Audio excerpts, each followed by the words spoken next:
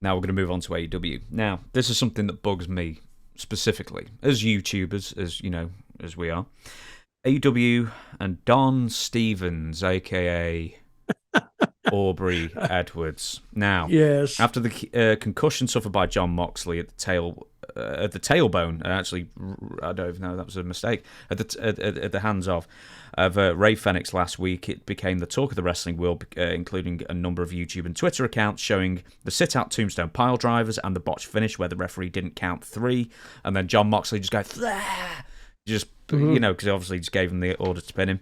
So apparently this was also the last straw for AEW as far as social media and stuff like that goes, because they got their crack social media takedown guru Don Stevens, aka AEW referee Aubrey Edwards, to get AEW botches thrown off Twitter entirely. Now that's one thing, because I think we both followed it because we both love a botch. Some people, you know, were in favour of it because, you know, it's really, really anti-AEW, that thing, and then other that channel, and then other people were like, well, hell, if there weren't so many botches in AEW in the first place, there'd never be a Twitter dedicated to it. We'll get to the second part in a second, but what do you think of AEW in that instance going after Twitter channels? So they were going after YouTube channels. They're going after. We'll speak about the YouTube one in a minute, but for AEW botches being removed, yes, yeah, they actually made a copyright claim. That's really I guess if that's the rules they can play by, I guess it's fair, because it's not beneficial to their company at all. And they're looking at it not necessarily through the fans' eyes, they're looking at it through the sponsors' lenses. How are the sponsors, people spending money on this show, and they're seeing this thing on YouTube, or they're seeing this thing on Twitter that doesn't paint AEW in the best possible light. I can see that, but does it affect me? Not really, but I don't know. It's either, I can't say yay or nay. I don't know. No. Is it? I don't mind them for protecting their intellectual property, but again, you covered it. Hell, if they didn't have so many botches, they would be no material for them to get. And they do a lot of other shows too, right? That's where they're getting. Well, AEW does a lot of other shows. They do Rampage, they do Collision, they do what's some of those other shows. They do all those shows, plus a lot of others too.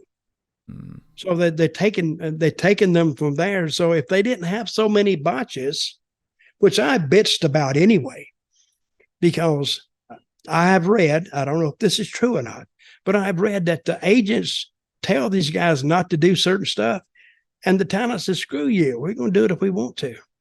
When they get somebody hurt and there's a big lawsuit, they might stop it then. But I've said this time and time and time. Tony Khan, I've met him. I don't know him well, but very, very nice to me. Very, outgoing, with a love for wrestling that you don't see usually. But he's going to have to take control of this ship. And I know that's maybe not in his orbit to be a hard ass, but he's going to have to, because he's dealing with young guys who want to prove something.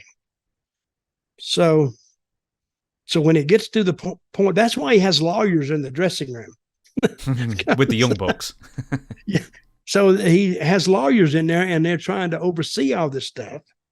But I don't know. Here's the thing, right? So with that being said, AEW's crack staff of Aubrey Edwards / Don Stevens is only deleting or making copyright strike claims against channels which are negative towards AEW. And also, just on something else you were saying before, it seems a lot easier to have somebody take down a video on Twitter than to change the culture of wrestling in AEW locker rooms so these botches don't happen in the first place. So it's not fixing anything. It's just sort of like, to a point, like giving bad will towards their own company by sort of going after people who point out the bad things in the company that everyone agrees are bad things. Now, I wanted to make mention of the second point because AEW and Don Stevens also targeted my fellow YouTuber Stevie Richards. What? Yep.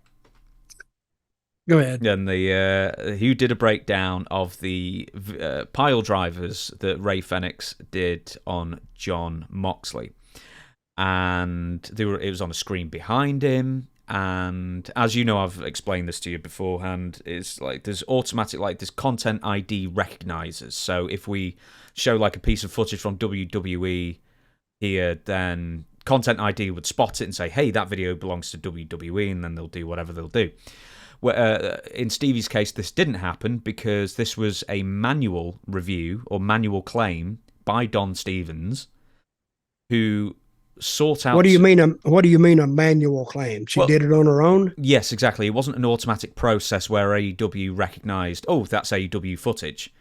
Someone in AEW saw that video, made a manual claim, actually wrote into YouTube and said, "We want this removed." And so Stevie in particular was targeted in that one, which is a bit ridiculous, especially considering that he has the rights to use bits of that footage, copyright footage, for the review, for the reasons of review, critique, criticism. Mm-hmm. And that falls under that remit definitely, because he was talking about the move. He was, going backwards and forwards, rewinding, analyzing every bit of it. What was the end result of that? They take it down? Yeah. They did take it down. Took down the video, and they also, I think, tried to take down his Patreon video, because he's got a Patreon, Stevie Richards, as well. Free plug for you, Stevie.